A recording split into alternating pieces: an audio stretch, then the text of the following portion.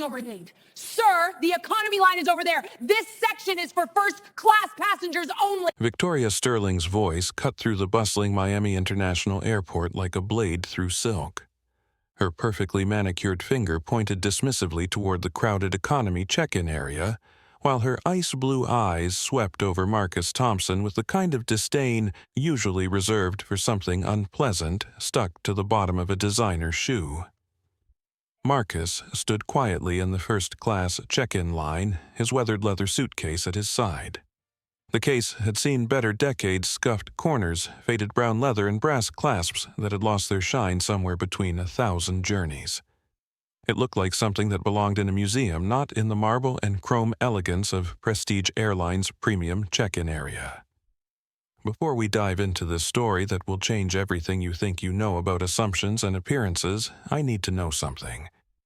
Where are you watching from today? Drop your city or country in the comments below.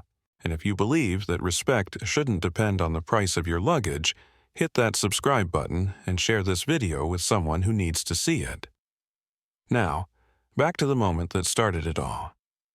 Marcus Thompson, 42 years old, with kind eyes and graying temples, wore a faded leather jacket that had seen better years, well-worn jeans, and scuffed sneakers that told stories of countless miles. Everything about his appearance whispered ordinary, unremarkable, forgettable. Everything except his posture. He stood with the quiet confidence of a man who had nothing to prove and everything to protect. Victoria Sterling, on the other hand, looked like she had stepped out of a corporate fashion magazine. At 35, she commanded attention with platinum blonde hair swept into a flawless updo, a form-fitting navy blazer that probably cost more than most people's rent, a pencil skirt that hugged her curves perfectly, and designer heels that clicked against the polished floor like a countdown timer. She was elegant, sophisticated, and absolutely certain that appearances told the whole story. I'm sorry, there must be some confusion. Victoria continued, her voice dripping with professional politeness that barely masked her irritation.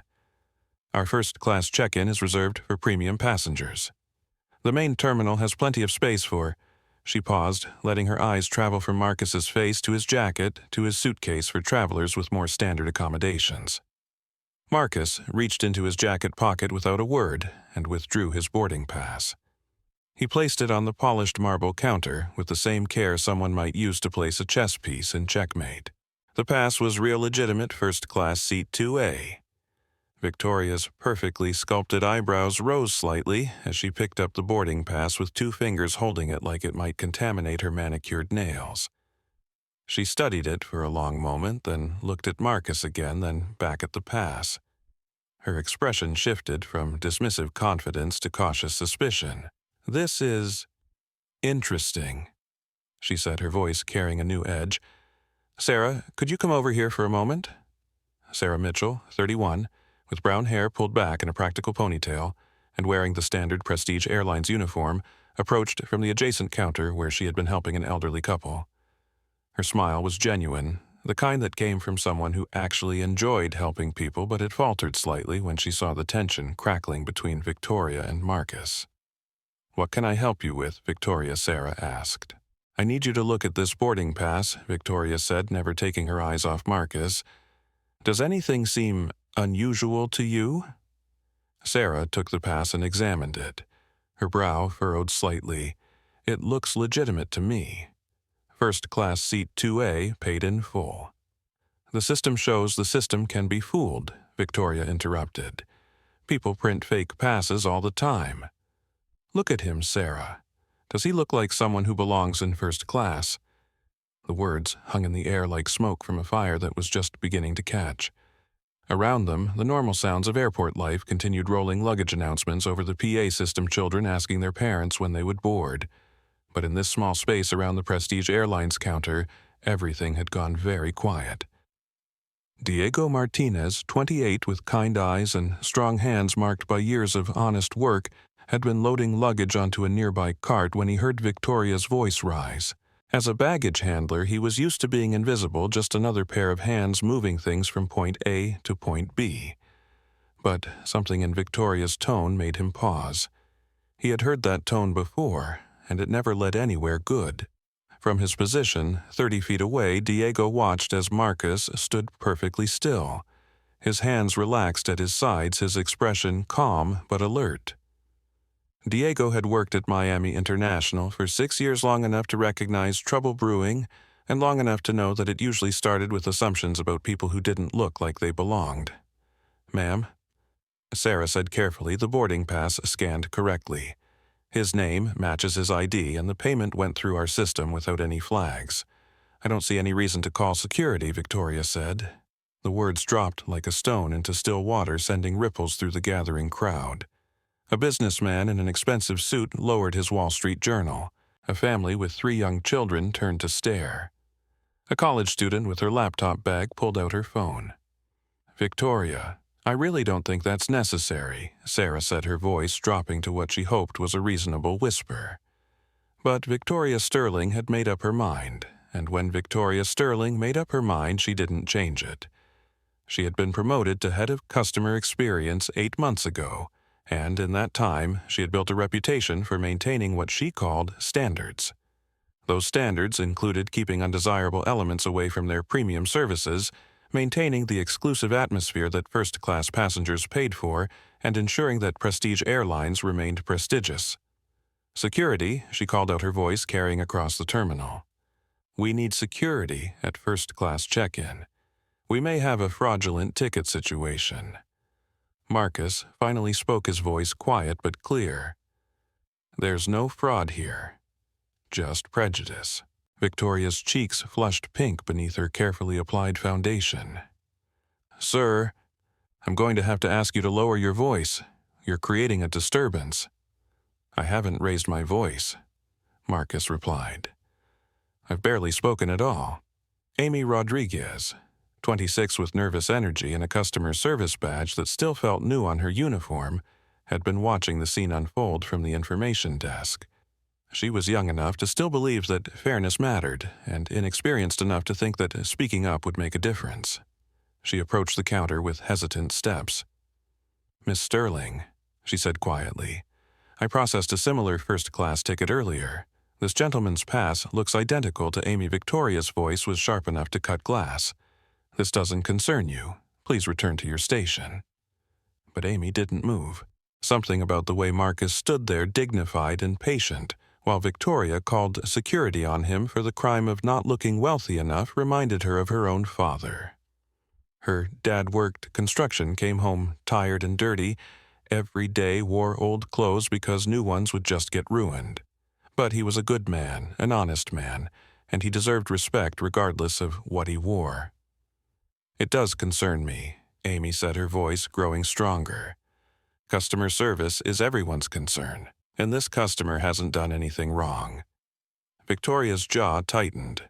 In her 8 months as head of customer experience, she'd worked hard to establish her authority to make sure that standards were maintained, and that the wrong sort of people understood they weren't welcome in premium spaces. She had dealt with similar situations before, and they always ended the same way. The person with the fake ticket or stolen card or whatever scam they were running would back down when faced with real consequences. Marcus Thompson was not backing down. James Wilson, 45, with graying hair and 22 years of security experience, approached the counter with the measured pace of a man who had seen every kind of airport drama imaginable. He wore the crisp uniform of airport security, complete with radio badge, and the kind of tired expression that came from dealing with human nature at its worst on a daily basis. "What seems to be the problem here?" James asked, his voice neutral and professional. Victoria straightened her posture and put on her most authoritative voice. "This gentleman is attempting to use what appears to be a fraudulent first-class boarding pass."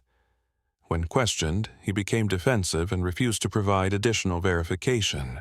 Marcus looked at James with steady eyes. "I presented a legitimate boarding pass and valid identification. I've answered every question asked of me. I haven't raised my voice or made any threats. My only crime appears to be not meeting this woman's expectations of what a first-class passenger should look like." James looked at the boarding pass in Victoria's hand, then at Marcus, then at the small crowd that had begun to gather. In 22 years of airport security, he had learned to read situations quickly, and this one felt different from the usual scams and cons he dealt with. For one thing, the man wasn't acting guilty.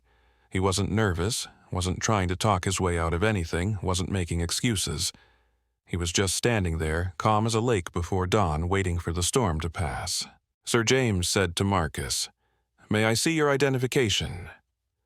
Marcus reached into his wallet and withdrew his driver's license, handing it to James, with the same steady calm he had shown throughout the encounter.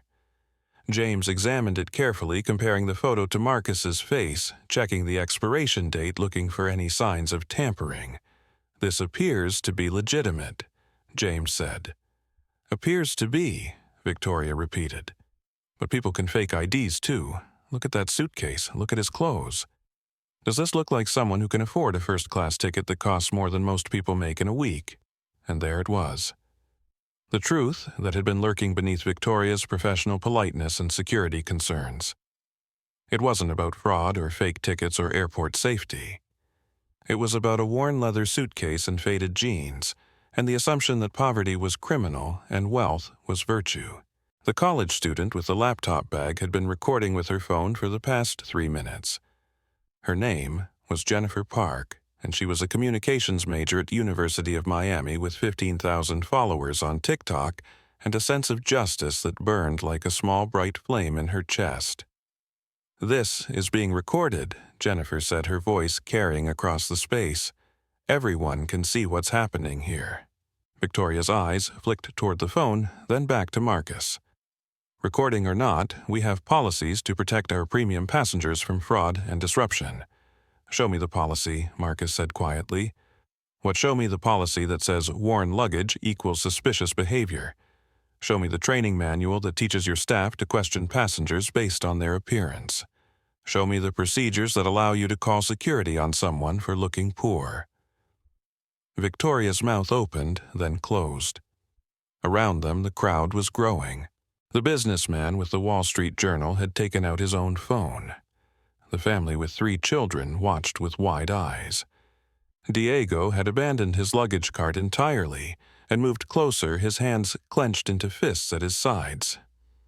Sarah Mitchell looked at her supervisor, then at Marcus, then at the boarding pass still in Victoria's hand.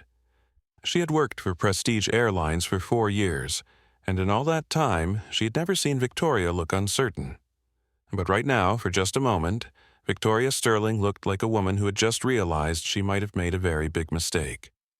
Sir Victoria said, her voice regaining some of its earlier confidence, "If you have nothing to hide, you won't mind if we verify your payment method and conduct a brief security screening." Marcus smiled for the first time since the encounter began. It wasn't a pleasant smile. It was the kind of smile that sharks might wear if sharks could smile. "I don't mind at all," he said, "but first let me make a phone call." Victoria Sterling felt a small flutter of unease as Marcus Thompson reached for his phone, but she pushed it down with the same determination she used to push down any doubt about her decisions. In her 8 months as head of customer experience, she had built her reputation on maintaining standards, and standards meant that people who looked like they belonged in economy stayed in economy. "Sir, you can make your phone call after we've resolved this security concern," Victoria said, her voice carrying the authority of someone who had never been challenged and didn't intend to start now. Marcus looked at her with those calm, steady eyes that had never wavered throughout the encounter. "Actually, I think I'll make it now." He pressed a number on his phone and raised it to his ear. Around them, the crowd continued to grow. Jennifer Park kept recording her phone, capturing every word and expression. Diego Martinez had moved even closer, close enough to hear everything, his jaw tight with anger at what he was witnessing. Elena Marcus said into the phone, his voice just loud enough for the gathering crowd to hear. "It's Marcus. I'm at Terminal 3 Prestige Airlines first-class check-in. We have a situation." Victoria scoffed a sound of pure derision. "Elena, let me guess, your lawyer, your bail bondsman." She looked around at the crowd, playing to them like an actress on stage. "People, this is how these scams work. They have accomplices, people who pretend to be an authority. Don't be fooled." But something in Marcus's tone, something in the way he stood there completely unbothered by her accusations, made James Wilson take a step closer.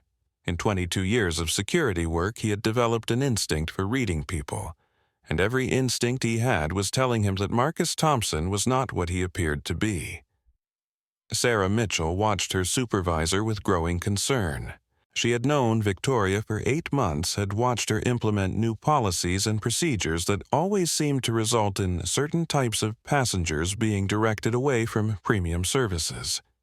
She had filed 2 reports about these incidents with HR reports that had been filed and forgotten without any follow-up. Amy Rodriguez stood behind the information desk, her hands trembling slightly as she watched the scene unfold. She had been working at the airport for only 6 months, but she had already seen enough to know that this was wrong, all wrong, and that someone needed to speak up. Elena Marcus continued. I'm experiencing discrimination at the Prestige Airlines counter. The staff has called security because they don't believe I belong in first class. Yes, I know. No, I haven't identified myself yet.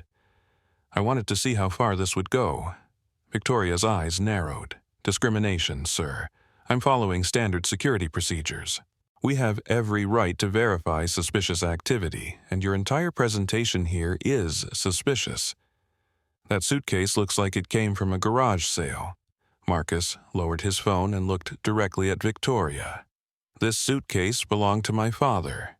He carried it for 30 years, traveling for work, carrying his dreams and his hopes and everything he owned. It has more miles on it than most pilots. How touching, Victoria said, her voice dripping with sarcasm. But sentimental value doesn't pay for first-class tickets. Sarah, have you been able to verify his payment method? Sarah looked at her computer screen, then at Victoria, then at Marcus. The payment shows as processed successfully. American Express Black Card verified and approved. No flags in the system, no unusual activity. Victoria's expression flickered for just a moment. An American Express Black Card required either a $10,000 annual fee or an invitation based on extraordinary spending. It wasn't the kind of card that came with fraudulent tickets or garage sale suitcases. Cards can be stolen, she said, but her voice lacked its earlier conviction. Diego Martinez had heard enough. He stepped forward, his uniform marking him as airport staff, his anger marking him as someone who had reached his limit. Ma'am? Diego said, his voice respectful but firm. I've been working this airport for 6 years. I've seen real security threats, real problems, real fraud. This isn't it. This is just a man trying to catch a flight, and y'all are treating him like a criminal because his luggage isn't shiny enough. Victoria whirled on Diego with the fury of someone whose authority had been challenged by what she considered an inferior. Excuse me, who are you exactly? Baggage handlers don't make security decisions. Please return to your duties and let the professionals handle this. Professionals. Diego's voice rose slightly. Professional what? Professional discrimination. Because that's what this looks like from where I'm standing. The crowd murmured its agreement. Jennifer Park continued recording her followers, now watching live as the situation escalated. The businessman with the Wall Street Journal had put down his paper entirely and was watching with the focused attention of someone who recognized a pivotal moment when he saw one. Marcus raised his phone again. Elena, they're escalating. The baggage handler just called them out, and now they're attacking him too. Yes, I think it's time. Victoria laughed, a harsh sound that carried no humor. Time for what? Time for your accomplice to show up and pretend to be someone important. People don't fall for this. These scams are sophisticated now. They use multiple people, fake authority figures, even insider knowledge.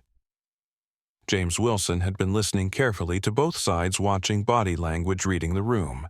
Marcus Thompson stood like a man telling the truth. Victoria Sterling sounded like a woman trying to convince herself she was right. And the longer this went on, the more certain James became that he was witnessing something that would end badly for one of them. Miss Sterling. James said, carefully, perhaps we should take a step back here.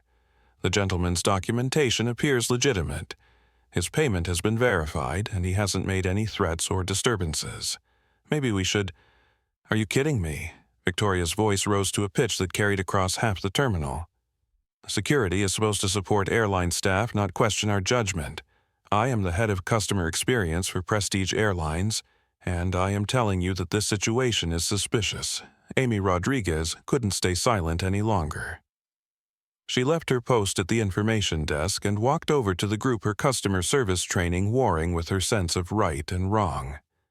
"Miss Sterling," Amy said, her voice shaking but determined, "I've processed over 200 first-class passengers in the past month. This gentleman's documentation is identical to theirs. The only difference is what Amy Victoria's voice was dangerous now, the tone of a superior who was about to make an employee's life very difficult." Amy looked at Marcus at his calm dignity in the face of this public humiliation and found her courage. "The only difference is what he looks like." The crowd went completely silent. Even the normal background noise of the airport seemed to fade as those words hung in the air like a confession, like an accusation, like a truth that everyone could see but no one had been willing to say. Victoria's face flushed red with anger and embarrassment. "That is completely inappropriate and absolutely false. I make decisions based on security protocols and airline policy, not on what Marcus asked quietly.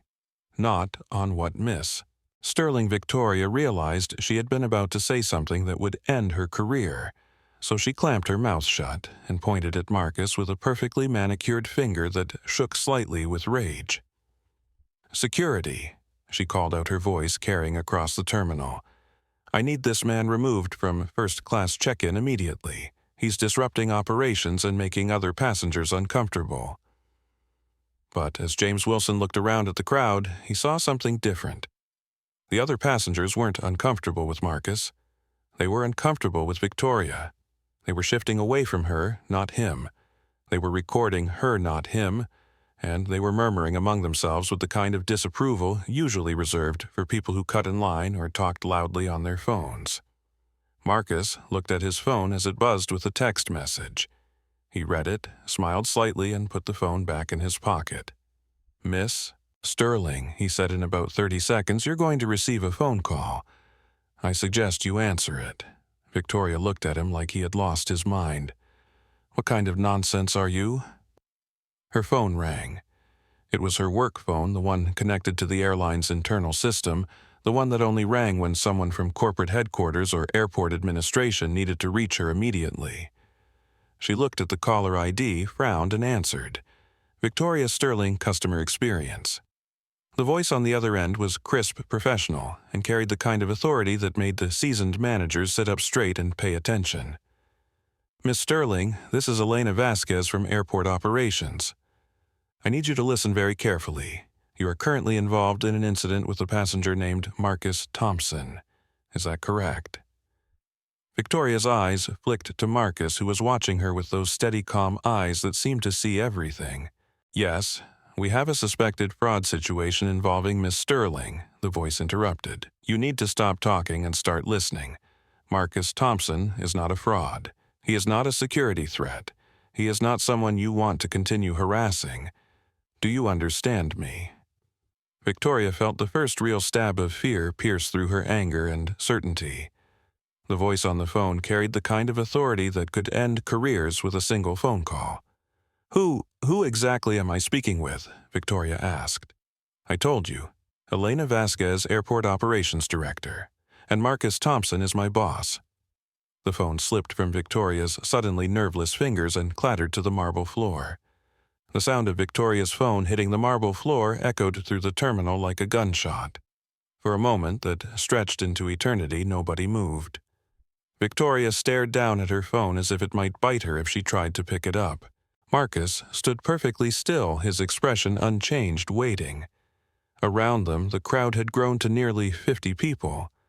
Passengers who had been heading to other gates had stopped to watch the drama unfold. Airport employees had paused in their duties. Even children seemed to sense that something important was happening and had stopped asking their parents about boarding times. Jennifer Park's live stream now had over 2,000 viewers, the number climbing rapidly as people shared the video with comments like, "You won't believe what's happening at Miami Airport, and this is insane. Watch this." Victoria bent down slowly and picked up her phone with shaking hands. She could hear Elena Vasquez's voice still coming through the speaker, tinny and distant, but unmistakably authoritative. "Miss Sterling, Miss Sterling, are you there?" Victoria raised the phone to her ear with movements that looked like they belonged to someone in a dream or a nightmare. I'm here," she whispered. "Good. Now I need you to listen very carefully. You are going to apologize to Mr. Thompson. You are going to process his ticket immediately and without any further delay. You are going to treat him with the respect that every passenger deserves, and then you are going to report to my office in terminal administration. Do you understand?" Victoria looked around wildly as if searching for an escape route or someone who might tell her this was all an elaborate joke, but she found only staring faces recording phones and Marcus Thompson watching her with an expression that might have been pity if it weren't so cold.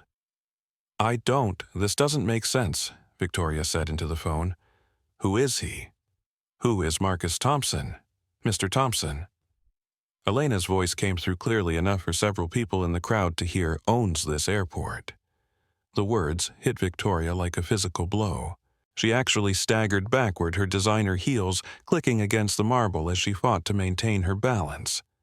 The color drained from her face so completely that her carefully applied makeup stood out like war paint on a surrender flag. "That's impossible," Victoria whispered.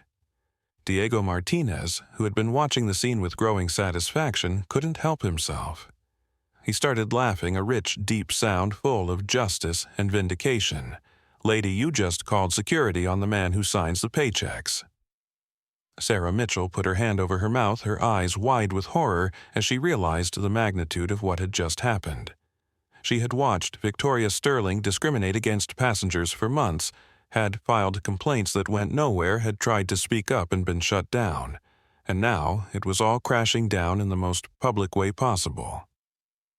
Amy Rodriguez felt a mixture of relief and terror wash over her. Relief that someone with actual authority had finally seen what was happening. Terror that she might be caught up in whatever consequences were about to rain down on everyone involved. James Wilson, with 22 years of experience reading situations, had the sudden clear realization that he was witnessing a career-ending moment. Not his own, he had followed procedures and tried to de-escalate. But Victoria Sterling's career was over-finished done.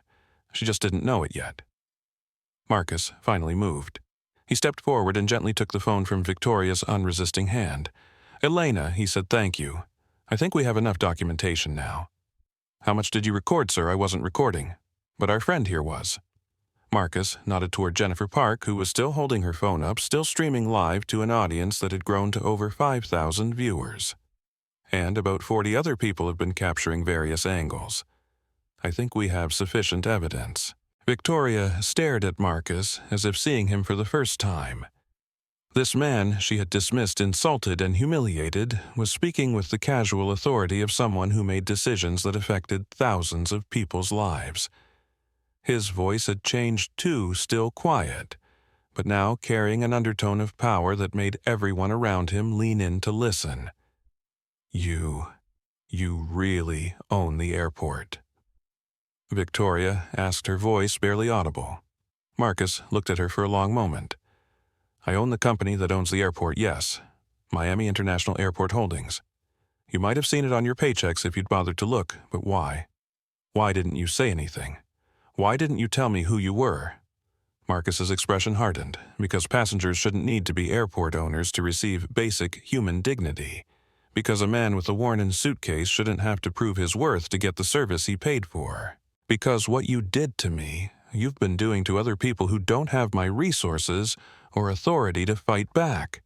The truth of his words hit Victoria like cold water.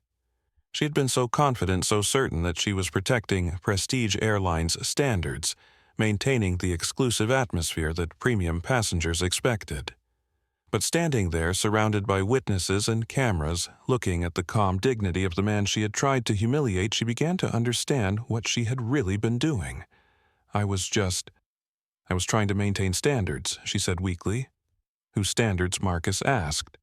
"Standards that say a person's value is determined by the newness of their luggage." standards that assume poverty as criminal standards, that treat human beings as problems to be managed rather than customers to be served. Diego stepped forward again. "Sir, if I may, this isn't the first time. I've watched her do this before. 3 times in the last month I've seen her redirect passengers who look like they might not belong. Always the same type of passenger, if you know what I mean." Marcus turned to Diego with interest. "What's your name?"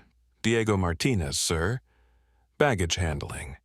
How long have you worked here, Diego?" 6 years, sir, and in those 6 years, how often have you seen this type of redirection?" Diego looked at Victoria, then back at Marcus. "More often, since she got promoted to head of customer experience. A lot more often." Victoria's remaining composure cracked completely. "That's not... You don't understand the pressures I'm under.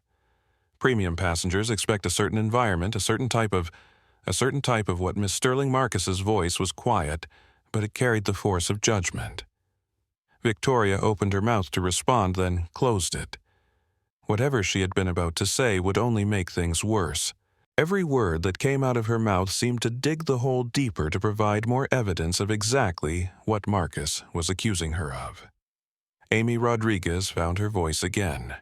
"Mr. Thompson, sir, I filed complaints about incidents like this. Twice. Nothing ever happened." Marcus turned those steady eyes on Amy. What kind of incidents? Passengers being asked for additional verification when their documentation was already complete, being directed to economy check-in even when they had premium tickets, being told that certain services weren't available when they clearly were. And these complaints went where? To HR, to management. They said they would investigate, but nothing happened, Marcus finished. "No, sir, nothing happened." Marcus looked around at the crowd at the phones, still recording, at the faces watching this confrontation with fascination and horror. Then he looked back at Victoria Sterling, who stood there in her designer clothes and perfect makeup, her authority crumbling around her like a house of cards in a hurricane. Miss Sterling Marcus said, his voice carrying across the terminal so clearly that even people 50 feet away could hear every word. "You are fired. Effective immediately. Security will escort you from the premises, and you will never set foot in this airport again as an employee or contractor." Victoria's knees buckled slightly. "You can't. I have rights. There are procedures." "There are indeed procedures," Marcus agreed, "and we'll follow every one of them. But right now, your access is revoked, your employment is terminated, and your career in this industry is over." He turned to the crowd, many of whom were still recording. "Ladies and gentlemen, I apologize for this disruption. Sometimes the only way to fix a broken system is to break it down completely and build it back up. This airport will do better. We will be better, and incidents like this will never happen again." The crowd began to applaud, slowly at first, then with growing enthusiasm. Diego clapped loudest of all, his face split by a grin of pure satisfaction. Sarah Mitchell applauded with tears in her eyes. Amy Rodriguez clapped with hands that no longer shook, and Victoria Sterling stood in the center of it all, surrounded by the wreckage of her career and the consequences of her choices, finally understanding that dignity and respect couldn't be bought with designer clothes or authority, and that sometimes justice came wearing faded jeans and carrying an old suitcase full of truth. The applause was still echoing through Terminal 3 when Marcus Thompson's phone rang again. This time, it wasn't a call he was making. It was a call coming in. He glanced at the screen, smiled slightly, and answered without stepping away from the crowd. "Elena, I assume you've been monitoring the situation." Elena Vasquez's voice came through the phone clearly enough for everyone nearby to hear. Her tone was crisp, professional, and carried the unmistakable authority of someone who managed complex operations on a daily basis. "Sir, I've been watching the live streams and monitoring internal communications. We have 47 recorded angles of the incident, and it's already trending on 3 social media platforms. More importantly, this has triggered the comprehensive review protocol you established last year." Victoria Sterling, still standing in shock from being fired moments earlier, felt a new wave of confusion wash over her. Comprehensive review protocol. What kind of operation was Marcus Thompson running? Marcus nodded to the phone. Initiate Phase 7, Elena. Full lockdown and assessment.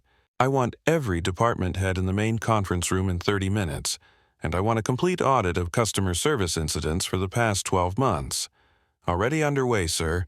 I've also taken the liberty of contacting Dr. Patricia Morales from the University of Miami's Business Ethics Department.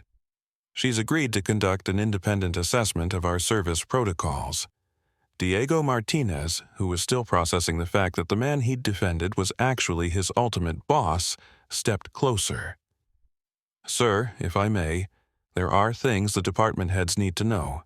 Things that have been happening that maybe haven't made it up the chain of command. Marcus looked at Diego with interest. What kind of things, Mr. Martinez? Diego glanced around at the crowd at the phone, still recording at Victoria's pale face. Maybe we should talk privately, sir. No, Marcus said firmly. Privacy is how problems like this grow in the dark. If you have something to say about how this airport operates, say it here now, where everyone can hear it. Diego took a deep breath, looked once more at Victoria, and began to speak. Sir, what happened here today? This isn't new. It's been going on for months. Ever since Miss Sterling got promoted to head of customer experience, there's been a pattern. Certain passengers get flagged for additional screening, get their documentation questioned, get directed away from premium services. What do you mean by certain passengers? Marcus asked, though his tone suggested he already knew the answer. Passengers who don't look like they belong in first class, Diego said. Black passengers, Latino passengers, passengers wearing clothes that don't look expensive enough. I've watched it happen dozens of times. Jennifer Park, still streaming live to an audience that had grown to over 8,000 viewers, moved closer to capture Diego's words. The comments on her stream were flying by too fast to read. This is insane. Good for him. She got what she deserved. Airport discrimination is real. Sarah Mitchell found her voice again. Diego's right, sir. I've tried to speak up about it, but Miss Sterling said she was implementing enhanced security measures to protect the premium passenger experience. Enhanced security measures, Marcus repeated. Explain that to me. Sarah looked at Victoria, who was still standing in stunned silence, then back at Marcus. Passengers who didn't meet certain appearance standards were subjected to additional verification. Extra questions about payment methods, more thorough documentation checks, requests for secondary identification. And these appearance standards were what exactly informal, Sarah said carefully. Nothing in writing. But the message was clear. If someone looked like they might not belong in first class, we were supposed to make sure they really belonged there. Amy Rodriguez stepped forward from her position near the information desk. Sir, I documented some of these incidents. I kept notes because something felt wrong about them. Would you like to see them? Marcus nodded, and Amy pulled out her phone. She scrolled through her notes and began reading. October 15th.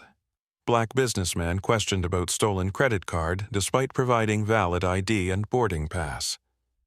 Miss Sterling required additional verification that delayed his boarding by 20 minutes. November 2nd, Latina woman with premium ticket asked to provide proof of employment because her ticket was unusually expensive for someone of her apparent means. November 18th. Elderly black gentleman asked to move to economy check-in because his first-class ticket seemed suspicious. With each incident, Amy described, the crowd's murmur grew louder. Phones continued recording from multiple angles. James Wilson, the security supervisor, looked increasingly uncomfortable as he realized he had been called to respond to similar security concerns multiple times over the past few months. Mr. Wilson, Marcus said, turning to the security supervisor, how many of these enhanced security checks have you been asked to respond to? James shifted uncomfortably. Sir, we respond to calls from airline staff when they identify potential security concerns. I'd estimate maybe 15 to 20 calls specifically from Miss Sterling's area over the past 3 months. And how many of those calls resulted in actual security issues? Fraud, stolen tickets, genuine threats. James was quiet for a long moment. None, sir. 0. Every passenger we checked had legitimate documentation and valid reasons for being where they were. The admission hung in the air like a confession. Victoria Sterling, who had been silent since Marcus fired her, finally found her voice. I was protecting the airline, she said, her words coming out in a rush. Premium passengers pay extra for an exclusive experience. They don't want to feel like they're in a discount airline. There's nothing wrong with maintaining standards. Marcus turned to her with the kind of look that could freeze fire. Miss Sterling, you're no longer an employee of this airport or any company operating within it. You have no standing to defend policies you're no longer authorized to implement. Security will escort you out now. But before James could move to escort Victoria away, Marcus held up a hand. Actually, let's do this differently. Miss Sterling, since you're so confident in your policies, let's examine them more closely. Elena's voice came through the phone speaker again. Sir, I have the documentation ready. Over the past 8 months since Miss Sterling's promotion, customer complaints about discriminatory treatment have increased by 340%. Specifically, complaints alleging racial profiling have gone from an average of 2 per month to an average of 15 per month. The crowd gasped. Victoria's face went pale again. Furthermore, Elena continued internal employee complaints about discriminatory policies have increased by 280%. We have 14 formal complaints filed with HR regarding Miss Sterling's direction to profile passengers based on appearance. What happened to those HR complaints? Marcus asked. They were reviewed by Regional Manager Robert Blake and HR Director Patricia Hayes. All 14 complaints were classified as unsubstantiated concerns about standard security procedures and were filed without further action. Marcus was quiet for a moment, processing this information. Then he spoke into the phone with the kind of calm that preceded earthquakes. Elena, I want Robert Blake and Patricia Hayes in the conference room in 20 minutes. I want their files, I want the HR complaint records, and I want their explanations for why organized discrimination was classified as standard security procedures. Already done, sir. They're en route. Victoria staggered slightly as the full scope of what was happening began to sink in. This wasn't just about her firing. This was about everyone who had enabled, supported, or covered up her policies. This was about the entire structure that had allowed discrimination to flourish in the name of standards and security. Diego stepped forward again. Sir, there's something else you should know. Miss Sterling didn't just implement these policies on her own. She had meetings with other department heads, talked about maintaining brand consistency and passenger expectations. Which department heads customer relations, premium services, and terminal operations? They all knew what was happening. Marcus looked around at the crowd, which had grown to nearly 100 people now. Airport employees, passengers, security personnel, airline staff from other companies, all watching as the organized dismantling of institutional discrimination played out in real time. Ladies and gentlemen, Marcus said, his voice carrying across the terminal, what you're witnessing today is not just the firing of one employee. You're witnessing the complete overhaul of a culture that has allowed prejudice to masquerade as policy and discrimination to hide behind standards. He turned back to his phone. Elena, initiate Code 7 protocols across all terminals. I want every department that interfaces with passengers reviewed, every policy that could be used for discriminatory purposes examined, and every employee who has been complicit in these practices identified. Sir, Code 7 affects approximately 2,000 employees across 6 terminals. Are you certain you want to implement it during peak travel hours? Marcus looked around at the faces surrounding him, some hopeful, some nervous, some still recording everything on their phones. He thought about his father, who had worked at this very airport for 30 years, cleaning floors and emptying trash cans and being treated as invisible by people who thought his uniform made him less than human. He thought about all the passengers who had been humiliated and turned away simply for not looking wealthy enough. He thought about the employees who had tried to speak up and been silenced. Elena, I've never been more certain of anything in my life. Implement Code 7. Full review, full transparency, full accountability. And let every news outlet in South Florida know that they're welcome to cover what happens next. Understood, sir. Code 7 is now active. Marcus hung up the phone and looked directly at Victoria Sterling, who was still standing there in her designer clothes, surrounded by the wreckage of her career and her worldview. Miss Sterling, you asked me earlier why I didn't identify myself immediately.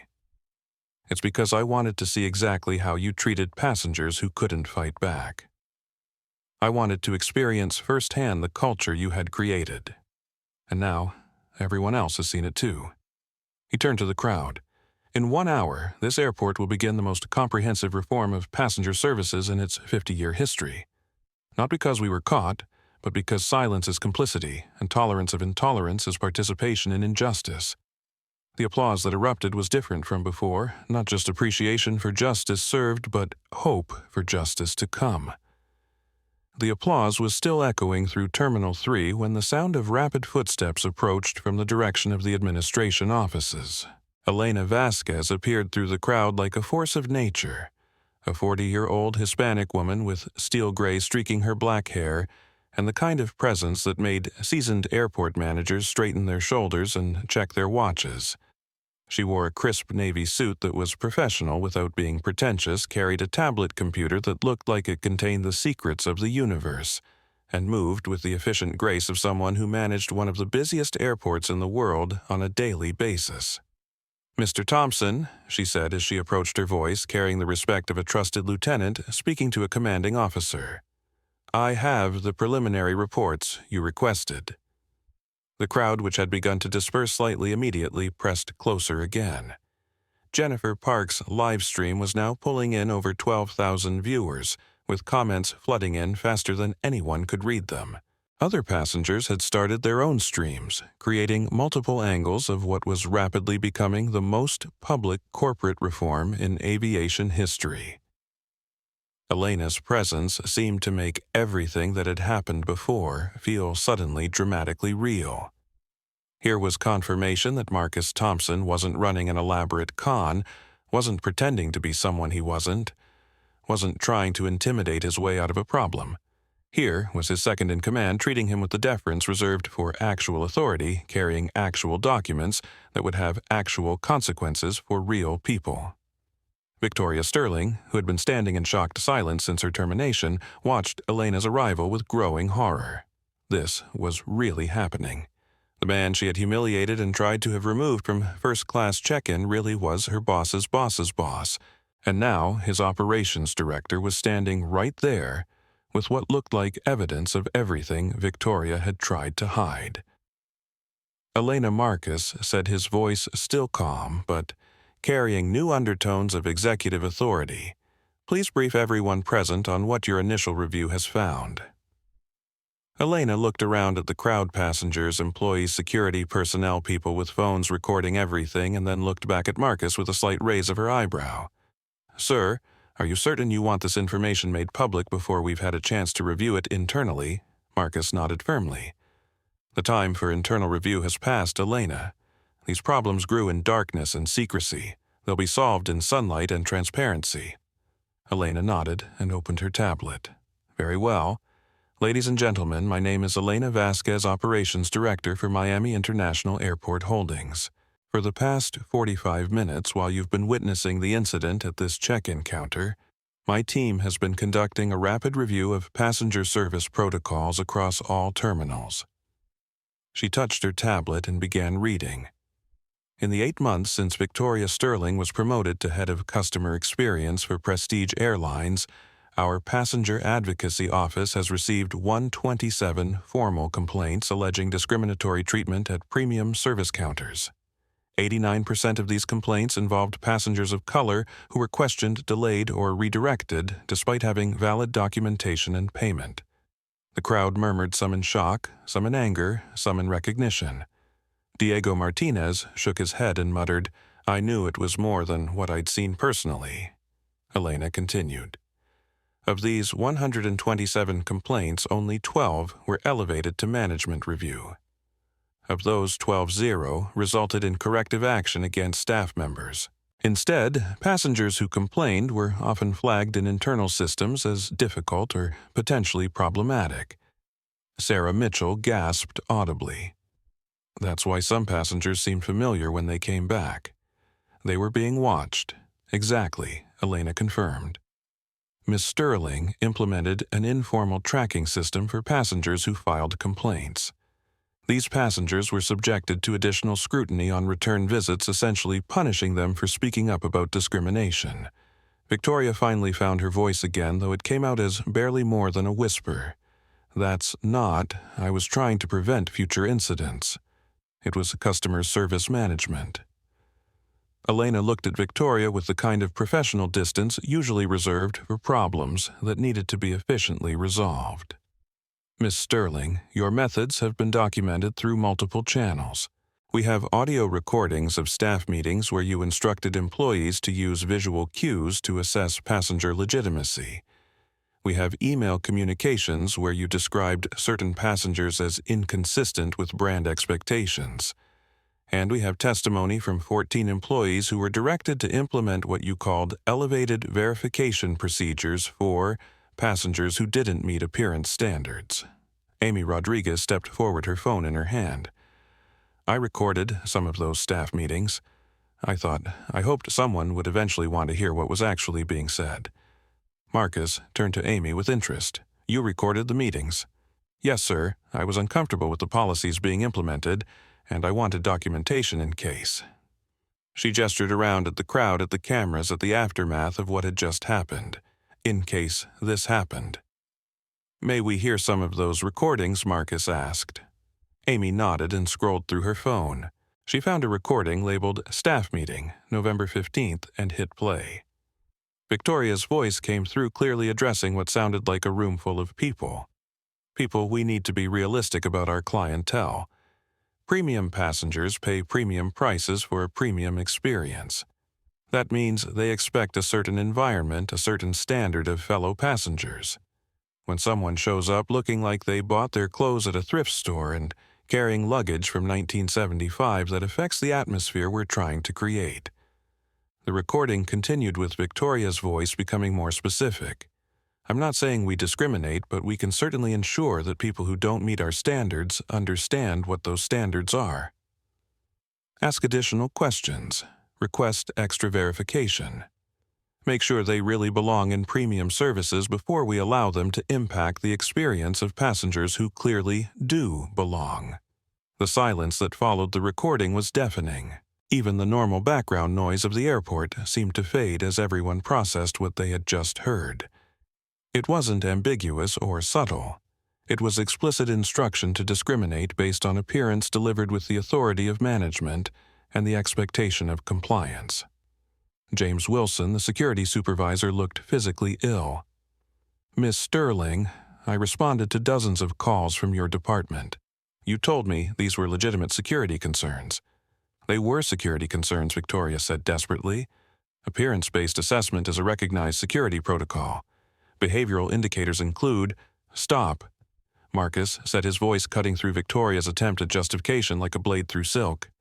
"Miss Sterling, every word you say right now is being recorded by dozens of phones and will be used as evidence in the discrimination lawsuits that are about to be filed.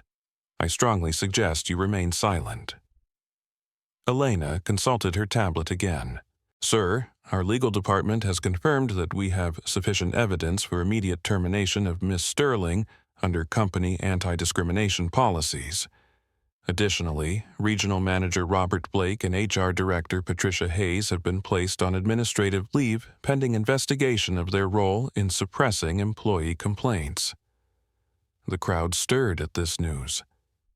Victoria looked around desperately, as if searching for someone who might support her, someone who might agree that her policies had been reasonable and necessary. She found only faces looking back at her with expressions ranging from disgust to pity. Diego Martinez stepped forward again. "Sir, if I may. It wasn't just Miss Sterling. Customer Relations Manager Janet Webb held a meeting last month where she told us that certain types of passengers required enhanced attention to prevent brand dilution." Elena made notes on her tablet. "Mr. Martinez, would you be willing to provide a formal statement about that meeting?" "Yes, ma'am. And I'm not the only one who was there." A woman in her 50s wearing an airline uniform raised her hand tentatively. "I was in that meeting too." Janet Webb said that passengers who looked inconsistent with our market positioning should be guided toward more appropriate service levels. More hands went up. More voices spoke up. What had started as one woman's discriminatory policies was revealing itself to be a much larger, more organized effort to exclude certain passengers from premium services based on race appearance and perceived economic status. Marcus listened to each testimony with the same calm attention he had shown throughout the entire incident. But those who watched closely could see something building behind his eyes, not anger exactly, but a kind of cold determination that was far more dangerous than rage. Elena Marcus said, when the testimonies had concluded how many employees have been implicated in these practices, Elena consulted her tablet. Direct involvement or knowledge, 47 employees across 6 departments. Administrative knowledge or willful ignorance, an additional 31 employees in management and supervisory roles.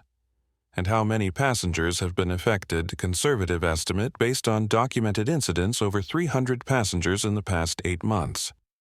Realistic estimate including undocumented incidents likely over 800. The numbers hit the crowd like physical blows. 800 passengers. 800 people who had paid for services they were qualified to receive, who had been judged, questioned, delayed, and humiliated based on nothing more than their appearance. 800 instances of discrimination disguised as customer service. Victoria Sterling finally broke down completely. "I didn't mean for it to go this far," she said, her voice cracking with tears and desperation. "I was trying to maintain standards. Premium passengers expect to be treated with dignity and respect," Marcus interrupted. "They expect the same dignity and respect that every passenger deserves, regardless of what they look like or what they're wearing. What they don't expect is to be part of a system that excludes and humiliates people based on prejudice." He turned to address the crowd, many of whom were still recording everything. "Ladies and gentlemen, what you're witnessing today is not just the end of one woman's discriminatory practices. You're witnessing the beginning of comprehensive reform that will ensure this never happens again." Elena stepped forward. "Sir, I have updates from the other terminals. News of the incident has spread throughout the airport. We're receiving reports of similar discriminatory practices in Terminals 1, 2, and 5. Additionally, 3 other airlines have requested immediate meetings to review their own customer service protocols." Marcus nodded grimly. The cancer was deeper than even he had suspected. Elena scheduled those meetings for this afternoon.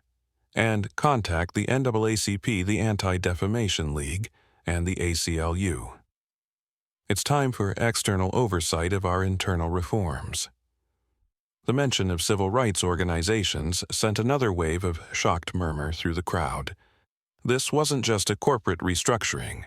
This was a public acknowledgement of institutional discrimination and a commitment to transparent accountability. Jennifer Park, who had been live-streaming the entire incident, spoke up from her position in the crowd. "Mr. Thompson, what message do you want to send to the thousands of people who are watching this right now?" Marcus looked directly into her phone's camera, his expression serious but hopeful. "The message is simple. Dignity is not negotiable. Respect is not conditional. And access to services you've paid for should never depend on meeting someone else's prejudiced expectations of what you should look like." He paused, then continued with growing intensity, "But more than that, the message is that silence enables injustice. Every employee who knew what was happening and said nothing, every manager who ignored complaints, every passenger who watched discrimination happen and didn't speak up, all of you bear responsibility for allowing this culture to flourish." He looked around at the crowd, at the faces watching him with rapt attention. "Today, that changes. Today, we stop tolerating intolerance. Today, we start building something better." The applause that erupted was different from what had come before. It was deeper, more sustained, and carried the sound of people who believed that real change was possible. But underneath the applause, Victoria Sterling stood alone in her designer clothes, surrounded by the wreckage of a career built on prejudice, and the dawning realization that actions have consequences even when those consequences take months or years to arrive. Especially then. Elena Vasquez's tablet chimed with an incoming message, and her expression grew more serious as she read it. She looked up at Marcus with the kind of look that preceded very bad news. "Sir, we have a problem. A bigger problem." Marcus raised an eyebrow. Bigger than organized discrimination across multiple terminals. Sir, I just received a report from our IT security team. They've been analyzing the passenger tracking system that Miss Sterling implemented. It wasn't just informal. It was built into our computer systems. The crowd, which had been maintaining a steady murmur of conversation and commentary, went completely silent again. Even the background noise of airport announcements and rolling luggage seemed to fade as everyone strained to hear Elena's words. Explain. Marcus said, his voice carrying the kind of calm that preceded storms. Elena touched her tablet and began reading from what appeared to be a technical report. Miss Sterling worked with IT systems manager Kevin Walsh to implement what they called a customer experience enhancement protocol. Passengers who were flagged for additional verification had special codes added to their profiles in our reservation system. She swiped to another screen. These codes triggered automatic alerts whenever these passengers attempted to book future flights, check in online, or approach service counters. The alerts instructed staff to provide what was termed elevated attention to these passengers. Diego Martinez stepped closer, his expression growing darker. That's why some passengers seemed to have problems every time they came back. The system was targeting them. Exactly, Elena confirmed. We've identified 247 passenger profiles that were flagged with these codes. 91% of the flagged passengers are people of color. The remaining 9% appear to have been flagged for what the system notes describe as appearance inconsistencies or behavioral indicators. Amy Rodriguez looked at her phone where she had been taking notes throughout the proceedings. I remember Kevin Walsh attending some of those staff meetings. He took notes about the passengers we were supposed to flag. Marcus's expression had grown steadily colder as Elena provided more details. Now he looked at Victoria Sterling with the kind of stare that could freeze hellfire. Miss Sterling, you created a digital system to track and target passengers based on race. You built discrimination into our computer network. Victoria's remaining composure cracked completely. It wasn't about race, she said desperately. It was about maintaining standards, preventing fraud, ensuring customer satisfaction. Stop lying. Marcus said, his voice cutting through her protests like a scalpel through skin. Elena, show everyone what the system actually tracked. Elena swiped to another screen on her tablet and began reading. Passenger flag codes included AASUS for African American, Suspicious Latver for Latino. Verification required App Inc. for appearance inconsistent and Beat Flag for behavioral flag. The crowd gasped audibly. Someone in the back shouted, "That's illegal." Another voice called out, "Sue them all." Jennifer Park's live stream comments were moving so fast they were just a blur of outrage and demands for justice. But Elena wasn't finished. The system also tracked response times, noting when staff took longer than standard to process flagged passengers. Staff members who processed flagged passengers too quickly received automated reminders about thorough verification procedures. James Wilson, the security supervisor, stepped forward with a look of dawning horror on his face. That's why I kept getting called for the same types of situations. The system was creating the problems that it then flagged as security concerns. Correct, Elena said. What appeared to be individual incidents of suspicious behavior were actually the result of a coordinated system designed to make certain passengers appear problematic. Marcus looked around at the crowd of faces staring at him with a mixture of shock, anger, and expectation. These weren't just statistics on a report. These were real people who had been targeted, humiliated, and excluded by a digital system designed to discriminate while maintaining the appearance of legitimate security measures. Elena Marcus said, "I want that system dismantled immediately." Every flagged profile, cleared every discriminatory code, removed every automated alert, disabled.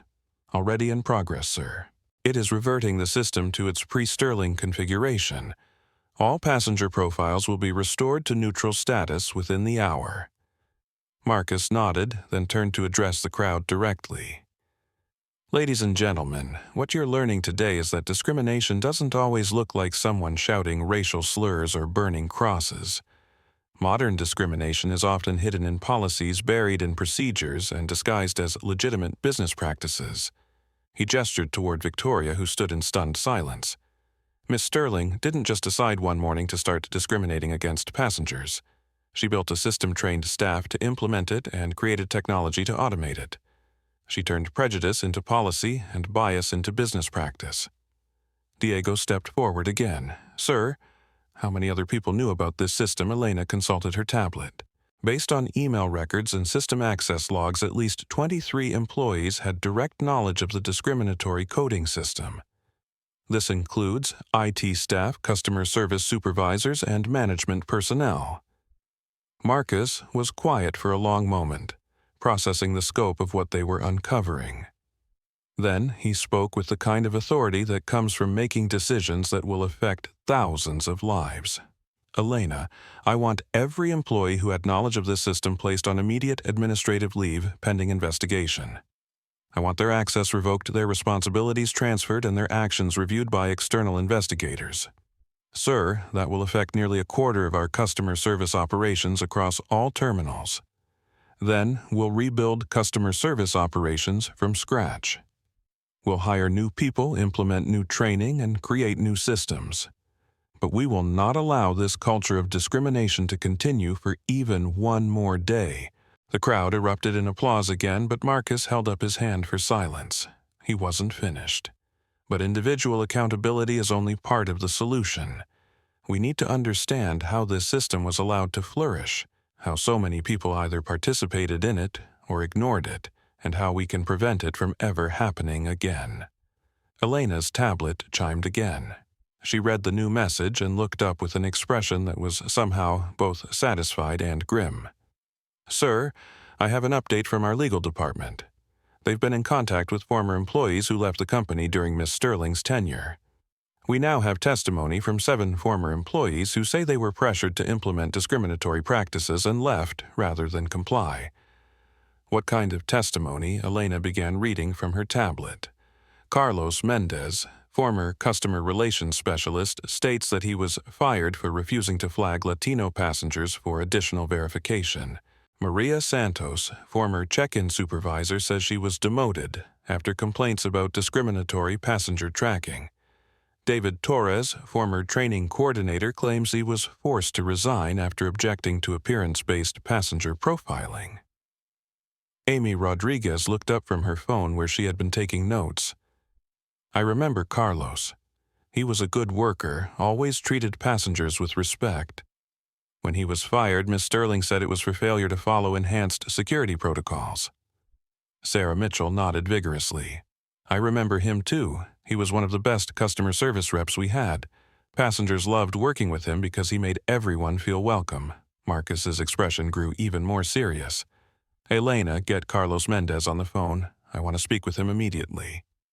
Elena made the call and handed the phone to Marcus. "Carlos, this is Marcus Thompson, owner of Miami International Airport Holdings. I understand you were terminated for refusing to discriminate against passengers. Is that correct?" Carlos's voice came through the phone clearly enough for nearby people to hear. Mr. Thompson: Yes, sir, that's correct. Miss Sterling told me I had to flag certain passengers for extra checks and I couldn't do it. It was wrong, and I told her so. She fired me the next day. Carlos, how would you like your job back? With a promotion, back pay, and a new title as Director of the Customer Equity." The silence on the phone lasted several heartbeats. Then Carlos's voice came through thick with emotion. Yes, sir, I would very much like that. Report to Elena Vasquez's office tomorrow morning at 8 a.m. You'll be leading the team that rebuilds our customer service culture from the ground up." Marcus handed the phone back to Elena and turned to face Victoria Sterling, who had been listening to this conversation with growing horror. "Miss Sterling, do you understand what you've cost this company? Not just in legal liability, not just in reputation damage, but in human capital. You fired good people for refusing to be part of your discriminatory system. You drove away employees who could have helped us build something better. You created a culture where prejudice was rewarded and integrity was punished." Victoria opened her mouth to respond, but Marcus held up a hand to stop her. "You're no longer an employee here, Miss Sterling. You have no standing to explain or defend your actions. But I want you to listen to what happens next because I want you to understand the full scope of the damage you've caused and the effort it's going to take to repair it. He turned back to Elena. I want you to contact every employee who was terminated, demoted, or forced to resign during Miss Sterling's tenure. Offer them their positions back with promotions and back pay.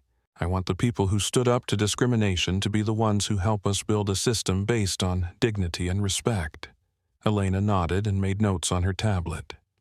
Sir, should we also reach out to passengers who were affected by these discriminatory practices? Absolutely. I want letters sent to every passenger who filed a complaint that was ignored. I want apologies, I want compensations, and I want invitations for them to help us design better customer service protocols. Diego stepped forward. Sir, what about employees like me who saw what was happening but didn't speak up as loudly as we should have? Marcus looked at Diego with an expression that was stern but not without compassion. Diego, you defended me today when you thought I was just another passenger being discriminated against. You showed moral courage when it mattered. But you're right that all of us could have done more, said more, fought harder against injustice when we saw it happening. He looked around at the crowd. That's why what happens next isn't just about punishment. It's about education, about training, about creating a culture where speaking up against discrimination is not just encouraged but expected. Elena consulted her tablet again. Sir, I have one more update. The FAA has contacted us about the incident. They're initiating a civil rights investigation of our airport operations. Additionally, 3 news organizations have requested interviews, and the hashtag Airport Justice is trending nationally on social media. Marcus nodded grimly. The incident that had started with one woman's prejudice had revealed a web of institutional discrimination that would take months or years to fully unravel and reform. But that was what needed to happen. Elena scheduled the FAA interview for this afternoon. Accept all media requests. We're going to be completely transparent about what happened here and what we're doing to fix it. He looked around at the crowd, one final time at the faces of people who had witnessed something extraordinary, not just the exposure of discrimination, but the immediate and comprehensive response to it. Change is hard, Marcus said. Reform is painful, but tolerance of intolerance is complicity in injustice. And starting today, this airport chooses justice. 3 hours after Victoria Sterling was escorted from Terminal 3 by airport security, Marcus Thompson stood in the airport's main conference room, facing a table full of executives, managers, and supervisors, some nervous, some defiant, some quietly resigned to whatever consequences were about to fall on them. The conference room was a stark contrast to the public drama that had unfolded in the terminal. Here, floor-to-ceiling windows looked out over the runways where planes took off and landed in an endless cycle of arrivals and departures. Here, decisions were made that affected thousands of passengers and hundreds of employees every single day. Elena Vasquez sat at Marcus's right side with her tablet and a stack of printed reports that represented the most comprehensive investigation of discrimination in the airport's 50-year history. To his left sat Dr. Patricia Morales from the University of Miami's Business Ethics Department, brought in to provide independent oversight of the proceedings. Across the table sat the people whose decisions had enabled Victoria Sterling's discriminatory system to flourish. Regional Manager Robert Blake, a 50-year-old man who looked like he hadn't slept in weeks. HR Director Patricia Hayes, whose usual confident demeanor had been replaced by nervous energy. Customer Relations Manager Janet Webb, who kept glancing at the door as if planning an escape. And IT Systems Manager Kevin Walsh, whose technical expertise had been used to automate prejudice. Ladies and gentlemen, Marcus began, his voice carrying the kind of authority that made the seasoned executives sit up straighter. We're here to address the most serious breach of civil rights policy in this airport's history. Over the past 3 hours, we've uncovered evidence of organized intentional discrimination against passengers based on race, ethnicity, and perceived economic status. He gestured to Elena, who opened her tablet and began presenting their findings. The evidence includes recorded staff meetings where discriminatory policies were explicitly outlined, email communications directing staff to profile passengers based on appearance computer system modifications designed to flag and track minority passengers' suppression of customer complaints alleging discrimination and retaliation against employees who refuse to implement discriminatory practices. Robert Blake, the regional manager, shifted uncomfortably in his seat. Marcus. I think there's been some misunderstanding about Mr. Blake. Marcus interrupted. You've been placed on administrative leave pending the outcome of this investigation. You have no authority to speak on behalf of this company or to interpret its policies. You're here to answer questions, not to minimize or excuse what happened. The rebuke was delivered with surgical precision, leaving Blake red-faced and silent. Marcus continued. Elena, please provide the specific details about Mr. Blake's role in suppressing employee complaints. Elena consulted her tablet. Mr. Blake received 14 formal complaints from employees regarding discriminatory practices over an 8-month period. 13 of these complaints specifically named Victoria Sterling as implementing policies that violated company anti-discrimination guidelines. She turned to another page. Mr. Blake's responses to these complaints were consistently dismissive. Quote, enhanced customer service verification is within management discretion. Quote, appearance-based assessment is a standard security practice. Quote, employees who are uncomfortable with rigorous service standards may not be suitable for premium customer interface roles. Dr. Morales looked up from her own notes. Mr. Blake, these responses suggest that you not only ignored clear evidence of discrimination but actively discouraged employees from reporting it. Is that accurate? Blake looked around the room as if searching for support, but found only stern faces waiting for his answer. I believed Miss Sterling when she said these were legitimate customer service enhancements. I trusted her judgment. You trusted her judgment over the complaints of 14 different employees, Marcus asked. Yes. She was head of customer experience. It was her area of expertise. Elena consulted her tablet again. Mr. Blake, did you ever personally observe Miss Sterling's enhanced customer service procedures? Blake hesitated.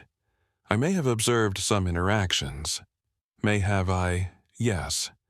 I observed her directing certain passengers to additional verification processes. And what did you notice about these passengers? Blake's silence stretched for nearly 30 seconds. Finally, he spoke in a voice barely above a whisper. They were predominantly minorities. The admission hung in the air like a toxic cloud. Dr. Morales made notes while Elena marked something on her tablet. Marcus simply stared at Blake with an expression of profound disappointment. Mr. Blake, you observed racial profiling in action, received 14 employee complaints about it, and chose to classify it as enhanced customer service. Is that your testimony? I didn't think. No, Marcus said coldly. You didn't think. You didn't think about the passengers being humiliated.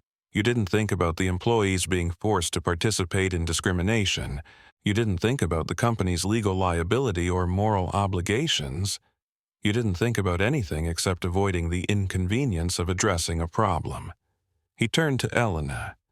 Mr. Blake's employment is terminated immediately. Security will escort him from the building. Blake stood up slowly, his face pale with shock. Marcus, you can't. I have a family, a mortgage, 20 years with this company. Mr. Blake, the passengers you allowed to be discriminated against also have families. The employees you silenced when they tried to report discrimination also have mortgages. Your 20 years with this company have just ended with the worst possible professional legacy. Marcus gestured to the security personnel waiting by the door. Please escort Mr. Blake out. As Blake was led away, Marcus turned his attention to Patricia Hayes, the HR director. Her usual confidence had evaporated completely, replaced by the nervous energy of someone who knew their career was about to end. Miss Hayes, Marcus said you received copies of all 14 employee complaints that Mr. Blake dismissed. What did you do with them? Patricia Hayes looked down at her hands. I filed them according to company policy. Which policy was that unsubstantiated employee concerns about management decisions are filed without further action if the direct supervisor determines them to be unfounded. Elena leaned forward. Miss Hayes, at what point did you personally investigate whether these complaints were substantiated or unsubstantiated? I relied on Mr. Blake's assessment. So you never personally interviewed any of the 14 employees who filed complaints? No. You never observed the passenger interactions they were complaining about? No. You never reviewed the computer system modifications that were implementing discriminatory passenger tracking? Patricia Hayes looked up with surprise. I didn't know about computer system modifications. Elena touched her tablet and began reading. Miss Hayes, you received email notifications about every passenger who was flagged in the discriminatory tracking system. Your email account shows 247 such notifications over 8 months. Each notification included the passenger's race, the reason for flagging, and the recommended enhanced verification procedures. The color drained from Patricia's face. I get hundreds of automated emails. I don't read them all in detail. Marcus leaned forward. Miss Hayes, you're the HR director. It's your job to protect both employees and the company from discriminatory practices. You received 247 notifications about passengers being targeted based on race, and you claim you didn't notice I thought they were routine customer service notifications. Dr. Morales looked up from her notes. Miss Hayes, routine customer service notifications don't typically include racial classifications. Did you never question why passenger race was being tracked in these communications? Patricia Hayes sat in silence for a long moment, then spoke in a voice barely above a whisper. I knew something was wrong, but I thought if I didn't look too closely, I could avoid having to deal with it. The admission was like a knife through the heart of every principle HR was supposed to uphold. Marcus looked at Patricia Hayes with the kind of disappointment usually reserved for profound betrayals of trust. Miss Hayes, your job was to deal with it. Your job was to protect employees from retaliation and passengers from discrimination. Your job was to ensure this company operated within legal and ethical boundaries. And you chose to look away because dealing with discrimination was inconvenient. He gestured to Elena. Miss Hayes's employment is terminated immediately. As Patricia Hayes was escorted out, Marcus turned to the remaining executives. Customer Relations Manager Janet Webb and IT Systems Manager Kevin Walsh sat in stunned silence watching their colleagues being fired in real time and wondering if they were next. Mr. Walsh Marcus said you built the discriminatory tracking system that Miss Sterling designed. Walk me through your thought process. Kevin. Ken Walsh, a thin man in his 30s with nervous hands and thick glasses, looked like he wanted to disappear into his chair. Miss Sterling said she needed enhanced customer tracking capabilities to improve service delivery and prevent fraud. Enhanced customer tracking based on race. She said appearance indicators were standard risk assessment protocols.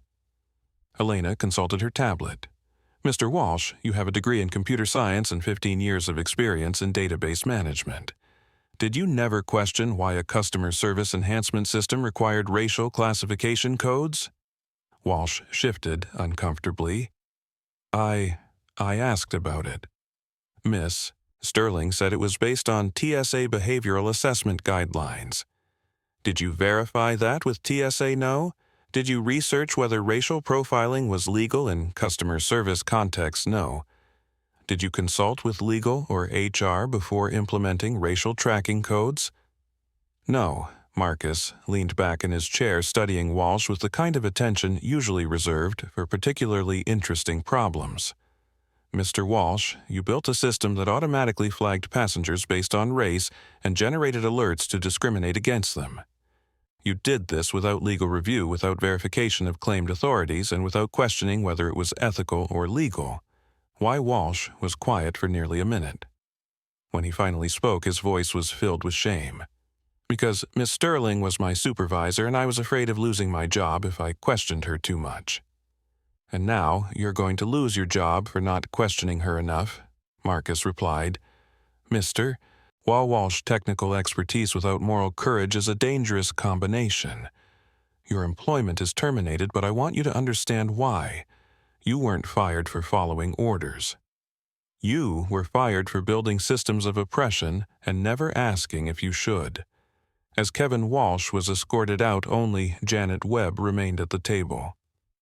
She had been silent throughout the proceedings, watching her colleagues fired one by one, calculating her own chances of survival.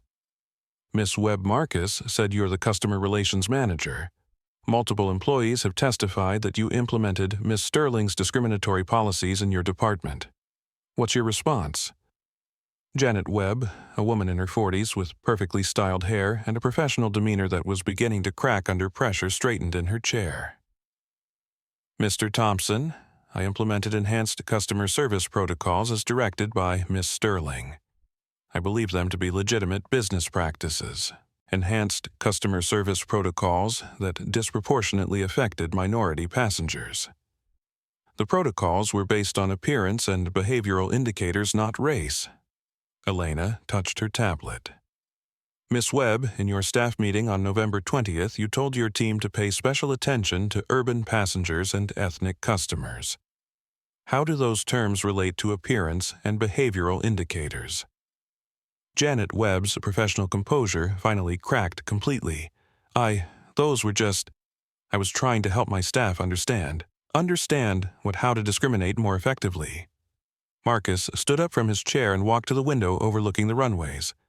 Planes continued to take off and land carrying passengers who trusted that they would be treated with dignity and respect regardless of what they looked like or where they came from. Miss Webb, he said, without turning around, your employment is also terminated. But I want you to understand something before you leave. Every person you taught to discriminate will now have to unlearn those lessons. Every passenger you targeted will remember how they were treated. Every employee you pressured to participate in discrimination has been damaged by what you asked them to do. He turned back to face her. The harm you've caused extends far beyond your own career. You've corrupted the work environment, degraded the passenger experience, and turned customer service into a tool of oppression. That damage will take years to repair. As Janet Webb was escorted out, Marcus returned to his seat and looked at Elena and Dr. Morales. How many more? Elena consulted her tablet. Based on our investigation, we have evidence of knowing participation or willful blindness involving 31 additional employees across 6 departments. Recommendations range from termination to mandatory retraining depending on the level of involvement. Marcus nodded grimly. Implement those recommendations. All of them. And Elena. Yes, sir. I want Carlos Mendez and the other employees who were fired for refusing to discriminate brought back immediately. They showed moral courage when it mattered. Now we need them to help us rebuild. Dr. Morales looked up from her notes. Mr. Thompson, this level of comprehensive reform is unprecedented in the aviation industry. How do you plan to maintain operations while rebuilding your entire customer service culture? Marcus smiled for the first time in hours. Dr. Morales, we're going to do it the same way you eat an elephant. One bite at a time. But we're going to do it right, we're going to do it transparently, and we're going to make sure it never needs to be done again. 1 week after the Terminal 3 incident, Marcus Thompson stood in the same conference room, but everything else had changed. The table was now surrounded by a different group of people: civil rights attorneys, passenger advocacy representatives, community leaders, and the employees who had been terminated for refusing to discriminate now returned as the architects of a new culture. Carlos Mendez, the former customer relations specialist who had been fired for refusing to profile Latino passengers, now sat at the table wearing a badge that read Director of Customer Equity. His calm confidence and genuine warmth had made him an instant hit with both employees and passengers during his first week back. Beside him sat Maria Santos, the former check-in supervisor who had been demoted for objecting to discriminatory practices, now serving as manager of service excellence. David Torres was the new training coordinator for ethical customer service. Dr. Patricia Morales had been joined by representatives from the NAACP, the Anti-Defamation League, and the Hispanic Federation. Their presence wasn't just ceremonial, they would have ongoing oversight authority to ensure reforms were implemented and maintained.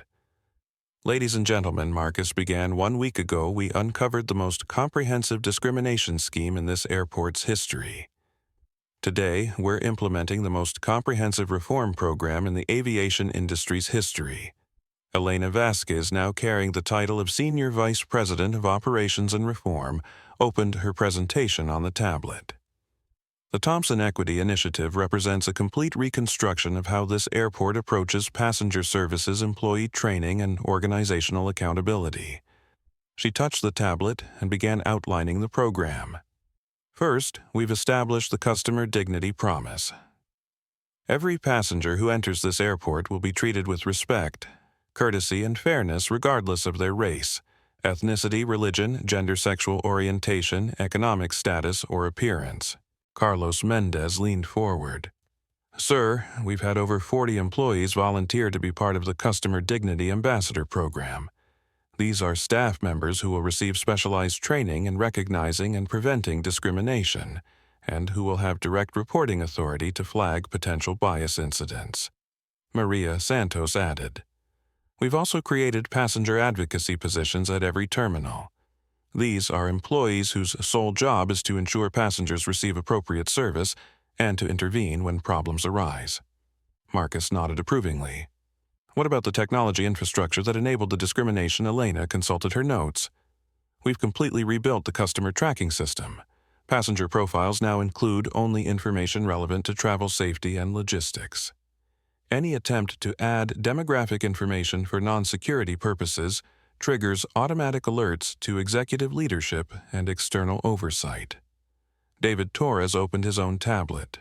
The training program has been completely redesigned.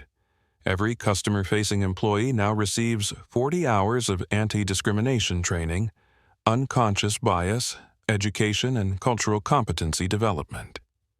This training is mandatory and must be renewed annually.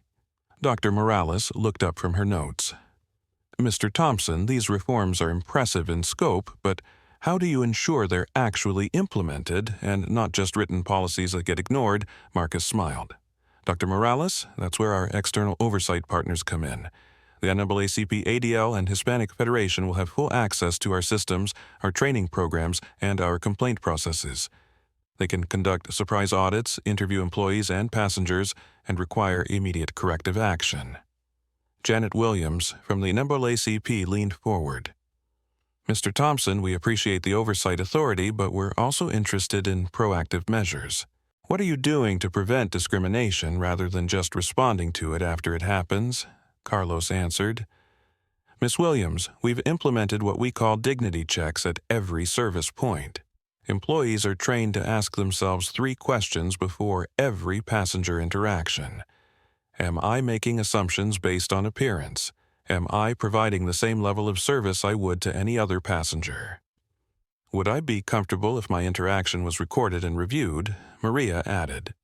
We've also created anonymous reporting systems where employees can flag concerns about colleague behavior or passenger treatment. These reports go directly to the Customer Equity Office and external oversight bypassing the management chain that previously suppressed complaints. Rabbi Sarah Cohen from the Anti-Defamation League raised her hand. What about passengers who were affected by the previous discriminatory practices? Are you reaching out to them? Elena nodded. We've identified 247 passengers who were flagged in the discriminatory tracking system, plus an estimated 600 additional passengers who filed complaints or experienced documented bias incidents. Each is receiving a personal letter of apology compensation for their experience and an invitation to participate in our reform process. What kind of participation? Asked Miguel Rivera from the Hispanic Federation. Marcus stood and walked to the window overlooking the terminals. Mr. Rivera, we're creating a passenger advisory council with representatives from every community that was targeted by our discriminatory practices.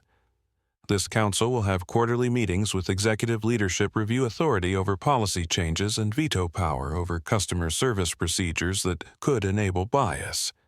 He turned back to the room. But more than that, we're acknowledging that the harm done by institutional discrimination can't be repaired with policies alone. We need to rebuild trust through consistent action over time. David Torres opened his training materials. That's why our employee training doesn't just focus on what not to do. It focuses on proactive inclusion, cultural appreciation, and recognition that diversity makes us stronger as an organization and as a community. Carlos pulled out his phone and showed a photo. Yesterday, I had a passenger, an elderly black gentleman, carrying an old suitcase just like Mr. Thompson was. Under the old system, he would have been flagged for additional screening. Under our new procedures, he was greeted with respect, processed efficiently, and thanked for choosing our airport. His smile when he boarded his plane reminded me why we're doing this work. Maria nodded enthusiastically. The response from employees has been overwhelmingly positive. People want to do good work, treat passengers well, and be part of an organization they can be proud of. When you remove the pressure to discriminate and replace it with support for excellence, amazing things happen. Dr. Morales looked up from her notes. Mr. Thompson, what's your timeline for full implementation of these reforms? Marcus returned to his seat. Dr. Morales, the basic infrastructure changes, technology oversight, reporting systems are already in place. The training program rolls out over the next 90 days. But cultural change takes longer. We expect to see measurable improvement in passenger satisfaction and employee confidence within 6 months and sustained cultural transformation within 2 years. Elena consulted her tablet. We're also tracking specific metrics, passenger complaint rates, employee turnover and customer service roles, diversity in hiring and promotion and satisfaction scores across different demographic groups. What about accountability? Asked Janet Williams. How do you prevent this from happening again in 5 years with different managers? Marcus leaned forward. Miss Williams, that's the most important question. We're building accountability into every level of the organization. Discrimination prevention is now part of every manager's performance evaluation. Customer equity metrics are part of executive compensation, and our external oversight partners have the authority to require immediate changes if problems emerge.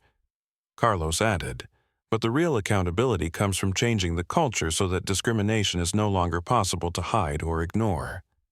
When everyone is trained to recognize it, empowered to report it, and supported for speaking up about it, it becomes much harder for biased practices to take root. Rabbi Cohen raised another question. What about the industry more widely? Are other airports and airlines implementing similar reforms? Elena smiled. Rabbi Cohen, we've received inquiries from 37 airports and 23 airlines requesting information about our reform program. The FAA has asked us to present our model as a potential industry standard. And 3 universities are studying our implementation process for their business ethics and public policy programs. Marcus stood again. The goal isn't just to fix our own problems. It's to prove that a comprehensive reform is possible, practical, and profitable. Discrimination is bad for business. It drives away customers, demoralizes employees, and creates legal liability. Organizations that embrace equity and inclusion perform better by every metric that matters. Miguel Rivera leaned back in his chair. Mr. Thompson, this is impressive, but I'm curious about something personal. What did this experience teach you about leadership? Marcus was quiet for a moment, considering the question. Mr. Rivera, it taught me that leaders don't just make policies, they create cultures. And cultures can enable justice or injustice, dignity or discrimination, inclusion or exclusion. As leaders, we're responsible not just for what we personally do, but for what we allow to happen on our watch. He looked around the room at the faces of people who were working to build something better. It also taught me that change is possible, but only when people have the courage to speak up, stand up, and demand better. The passengers who recorded the discrimination, the employees who refused to participate, the advocates who held us accountable, they made this transformation possible. Dr. Morales closed her notebook. Mr. Thompson, you've created a model for institutional reform that addresses both immediate accountability and long-term cultural change. What's your message for other organizations facing similar challenges? Marcus walked back to the window, looking out at the planes taking off and landing, carrying passengers who now experienced a different kind of airport than they had just 1 week earlier. The message is simple, he said. Discrimination is a choice. Equity is a choice. Justice is a choice. And every day, in every interaction, in every policy decision, organizations choose what kind of culture they want to create and what kind of values they want to embody. He turned back to the room. We chose justice, and we're just getting started. 3 months after Victoria Sterling's firing sent shockwaves through Miami International Airport, Marcus Thompson stood in the same terminal where the incident had begun. But Terminal 3 looked different now. Not just physically, though there were new signs and information displays in multiple languages, but energetically. The atmosphere hummed with a different kind of energy, one built on dignity rather than discrimination. The old marble counter where Victoria had humiliated Marcus was still there, but it was now staffed by Carlos Mendez's hand-picked team of customer dignity ambassadors. Behind the counter, a small placard read, "Every passenger deserves respect. Every story matters. Every person has dignity." Marcus carried his father's worn leather suitcase as he walked through the terminal just as he had 3 months earlier. But this time, every employee who saw him smiled and nodded with genuine warmth, not because he was the owner, but because they recognized him as the man who had stood up for dignity when it mattered most. The suitcase itself had become something of a symbol throughout the airport. Not because it was displayed in a museum case, Marcus had refused that suggestion, but because employees understood what it represented. It stood for the idea that a person's worth wasn't measured by the newness of their belongings or the cost of their clothes, but by the content of their character and the dignity inherent in every human being. Jennifer Park, the University of Miami student whose live stream had captured the original incident, was waiting near Gate B7 with her camera equipment. Her original video had been viewed over 3 million times, spawning dozens of articles, academic studies, and corporate policy reviews across the aviation industry. "Mr. Thompson," she called out as Marcus approached. "Are you ready for the interview?" Marcus smiled and nodded. "Jennifer, you can call me Marcus." And yes, I'm ready. Jennifer set up her equipment and began the interview that would become the capstone to her documentary about institutional discrimination and corporate reform. "Marcus, 3 months ago you experienced public humiliation at this very airport. Today you're standing here as the person who led the most comprehensive reform of discriminatory practices in aviation history. What does that transformation mean to you?"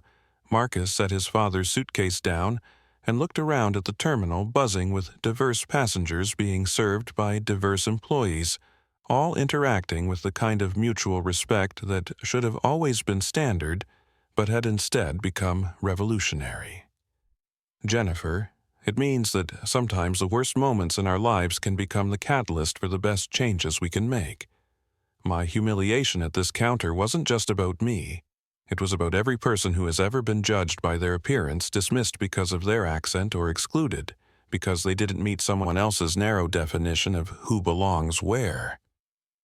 Elena Vasquez approached from the direction of the administration office's tablet in hand as always, but her expression was one of satisfaction rather than crisis management.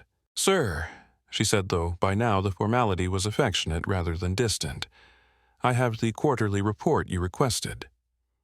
Elena opened her tablet and began reading.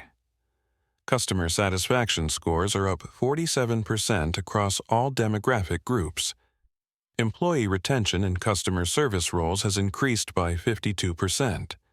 Discrimination complaints have decreased by 89%, and positive feedback specifically mentioning dignified treatment has increased by 340%.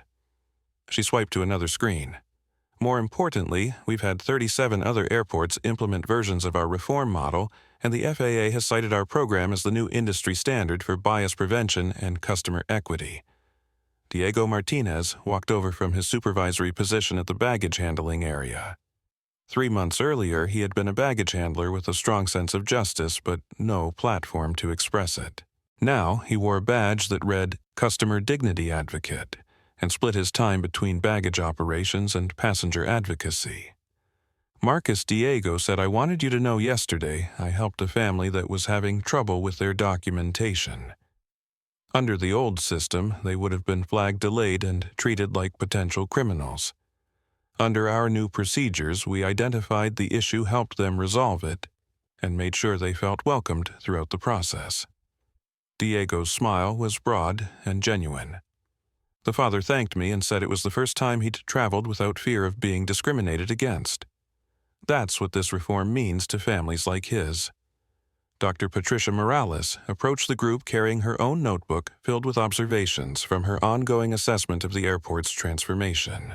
As the independent ethics oversight coordinator, she had unlimited access to observe operations, interview employees, and assess the effectiveness of reform measures. Marcus, she said, I've just completed my quarterly assessment. The cultural transformation is remarkable, but what strikes me most is that it's sustainable. Employees aren't just following new policies, they're embracing new values.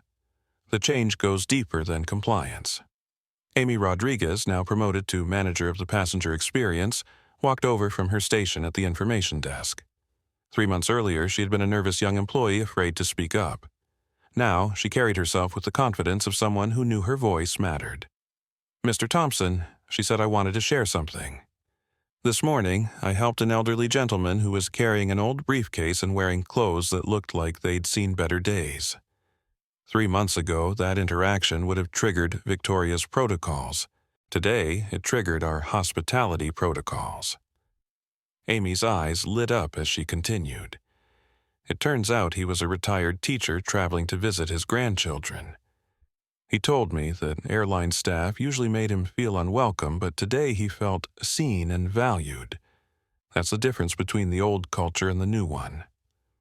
Marcus picked up his father's suitcase and looked at the small group of people who had become partners in creating something unprecedented, a complete transformation of institutional culture in real time under public scrutiny with lasting results. What you're all describing, Marcus said, is exactly what my father would have wanted to see in this airport. He worked here for 30 years, cleaning floors and emptying trash cans, being treated as invisible by people who thought his uniform made him less important than their business suits. Marcus's voice grew stronger as he continued. He carried this suitcase to work every day because it held his dreams for what this place could become. A place where every person who walked through these doors was treated with dignity regardless of what they looked like or where they came from. Jennifer adjusted her camera to capture Marcus's words. What message do you want to send to other organizations that are struggling with institutional discrimination? Marcus looked directly into the camera, his voice carrying the authority of someone who had proven that transformation was possible. The message is that change requires courage, but courage is contagious. It took courage for employees to speak up about discrimination they witnessed. It took courage for passengers to record and report their experiences. It took courage to admit that our systems were broken and commit to rebuilding them completely. He gestured around at the terminal. But the most important message is that this work is never finished. Creating an inclusive culture isn't a project you complete. It's a commitment you renew every day in every interaction with every person who trusts you with their dignity. Elena consulted her tablet one final time. Marcus, I have one more update. We just received confirmation that Miami International has been selected to host the first national conference on aviation equity and inclusion. Representatives from every major airport and airline in the country will be coming here to learn from our reform model. Marcus smiled at the irony. 3 months earlier, this airport had been an example of how discrimination could flourish in institutional settings. Now, it was becoming a model for how justice could be implemented and sustained. Elena makes sure Carlos and his team lead the conference presentations. The people who lived through the discrimination and helped design the solutions should be the ones teaching others how to create change. As the interview concluded and the group began to disperse back to their responsibilities, Marcus stood alone for a moment in the spot where Victoria Sterling had tried to humiliate him. He thought about the passengers who had been discriminated against before him, the employees who had been silenced when they tried to speak up, and the culture of exclusion that had been allowed to flourish in the name of standards and security. Then he thought about the thousands of passengers who would walk through this terminal in the coming months and years, who would be treated with dignity, not because policies required it, but because people believed they deserved it. He thought about the employees who came to work each day knowing they were part of something meaningful, something that made the world a little more just. Marcus picked up his father's suitcase and walked toward the exit past the memorial plaque that had been installed near the old check-in counter. It read, "In memory of James Thompson and all who work with dignity, travel with hope, and believe that respect is not negotiable." But the final words on the plaque captured the real legacy of what had happened in Terminal 3. Justice isn't just about fixing what's broken. It's about building something better than what came before. As Marcus walked out into the Miami sunshine, travelers of every background, every color, every economic status continued to move through the terminal behind him, all of them carrying their own stories, their own dreams, their own dignity. And for the first time in the airport's 50-year history, the building itself seemed to honor those stories rather than judge them. Sometimes transformation begins with one person refusing to accept injustice. But it succeeds when entire communities choose to build justice together, one interaction at a time, one day at a time, until dignity becomes as common as breathing and respect becomes as automatic as greeting. The revolution Marcus Thompson started with a worn suitcase and quiet courage had become something larger than any individual. It had become a culture, a commitment, and a promise that every person who entered these doors would be seen valued and respected for exactly who they were. And that promise, carved in policies, embedded in training, and lived out in daily practice, would outlast any individual leader, any single incident, or any moment of crisis. It had become part of the foundation upon which the future would be built stronger, fairer, and more beautiful than what had come before. If this story moved you, and you believe everyone deserves to be treated with dignity regardless of what they look like, please hit that like button right now. Share this video with someone who needs to see it, because stories like this only create change when they reach the people who need to hear them most. And don't forget to subscribe and ring that notification bell, because we're bringing you more real stories of justice, courage, and transformation every week. Sometimes the most powerful revolutions start with a single person standing up for what's right. Remember, the person next to you carrying a worn suitcase might just be carrying the dreams that will change the world. Let's make sure they never have to fight alone. Thank you for watching, and thank you for believing that dignity isn't negotiable and respect isn't conditional. See you in the next story.